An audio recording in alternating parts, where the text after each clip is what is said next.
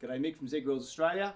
If you run out of pellets mid-cook, which I've done a couple of times because I forgot to put enough pellets in my hopper, what'll happen is the fire will go out because there's no fuel being fed into the fire pot, and the controller will actually detect the temperature has dropped and throw up a low temperature error on the controller, and it'll turn the grill off. So if that happens, let's look at what we do.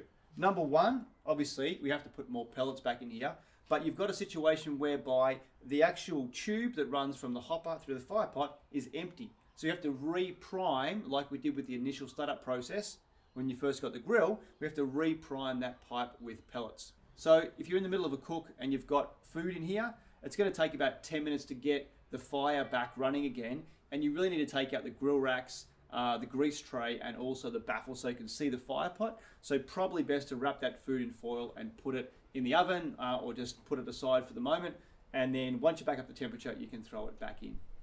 Next, what I recommend you do is actually take out your grill rack, take out your grease tray, and then remove your baffle so you can see what's going on in the fire pot, because you want to wait until those pellets start to drop before you switch it back to shutdown cycle and then to smoke to ignite the pellets. If you don't already, grab yourself a koala claw so you can easily pull the grill rack out, take out your grease tray, and then your baffle plate. If the grill went out a long time ago and there's no more embers left in the fire pot, it's probably a good idea to vacuum them out. Okay, so normally we just start on smoke, but because we want to get those pellets across into that fire pot as quickly as possible, I'm going to turn it up to high, which is going to keep the auger running for longer. It's still going to take about 5 or 6 minutes for those pellets to drop. So now, chill and just keep an eye on this and wait for the pellets to drop. Okay, so we've got some pellets dropping into the fire pot now. Now that's happened, we can turn back to shutdown cycle and immediately back to smoke, which is going to start up our ignition rod, our hot rod, to ignite those pellets. Obviously, once we get our smoke, we can then start the grill back up as normal and put our meat back in and continue our cooking.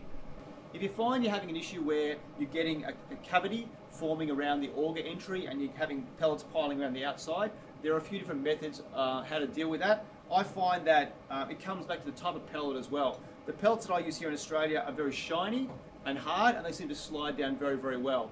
Other pellets seem to be a bit more grippy, and they will actually pile up around the outside.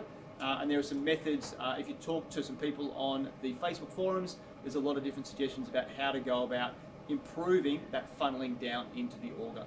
Next time, let's make sure we put enough pellets in, which is about half a kilo or about a pound per hour, low and slow, and about double that if you're doing hot and fast, high temperature cooking.